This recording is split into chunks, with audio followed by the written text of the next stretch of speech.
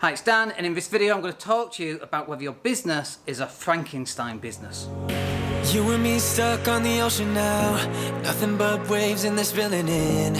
I want to dry up, but you just keep on going, don't you? Hey everybody, it's Dan Latto speaking. Hope you're well today. So let's talk about Frankenstein businesses. These are businesses that are a mishmash of different parts. You start your business, you're not really sure what the business should look like, so you just start it, and then you do a bit of marketing, you do a bit of accounting, you deliver some products, and then you go around and do all these different bits, and 3 or 4, 5, 6, 10 years from now, you end up with this business which is this big mishmash of different systems.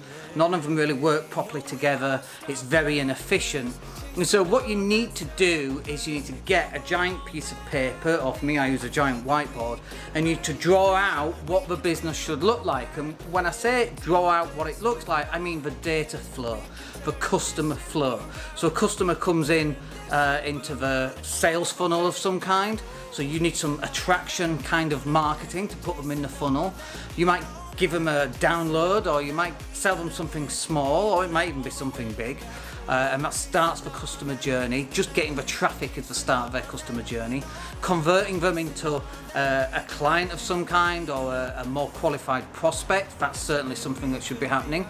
And then obviously you've got to convert them to being a customer. So first of all, we want to attract them, then we want to convert them into being a customer.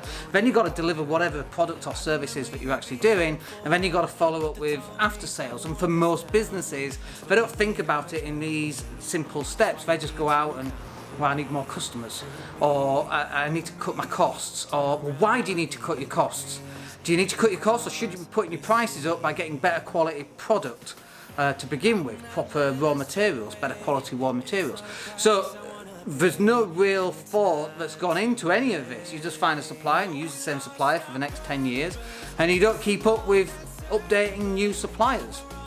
And you end up with this Frankenstein business, and the business that you had 10 years ago is still the same business that you've got today, and it's not really changed because no thought has gone into planning, into the customer flow, into new suppliers, into the systems and processes and strategies of actually running that business. And I see it time and time and time again, people having these Frankenstein style businesses, and they're working all the hours, 60, 70, 80-hour weeks, and we're like, Dan, I'm doing everything, I don't understand why I'm not moving forward.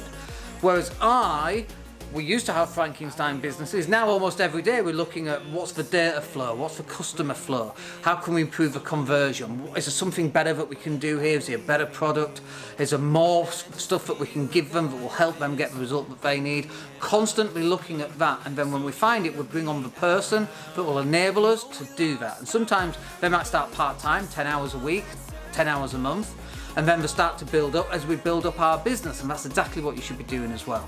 But it all starts with you looking at the customer flow, what's the customer journey looking like, and what does the customer experience it like? Is it an experience that feels like a Frankenstein business where there's no moving parts? I mean, we do some very simple things. So for example, you come on the website.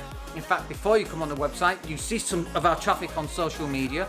You come on the website, you go to our Work With Me, you fill in a form, it gets redirected to an appointment setting system, you book the appointment, and it redirects you to a thank you page. Then we have the appointment. All of that is a very systemized process that's been designed from the ground up, and we're constantly looking at that, constantly looking at how do we get more people to fill in the form and book an appointment to come and speak to us. That should be the process that you should be looking at and improving on a constant and daily basis in your business to make it more efficient. That way, when somebody does land on your website, they're going to book an appointment. We're not doing anything else. The number one thing that we want them to do is book an appointment so we can work out if it's a good match or not. Most websites, when you look at them, hey, this is us, we're good at this, we're good at that, and it's like there's nowhere for the person to go. The customer flow is not obvious. And so these are the things you want to start looking at if you want to start improving your business, start growing your business, and start getting yourself out of the business like I have in mind. Hope that's useful for you. We'll catch up with you on the next video. My name's Dan Latto. Take care.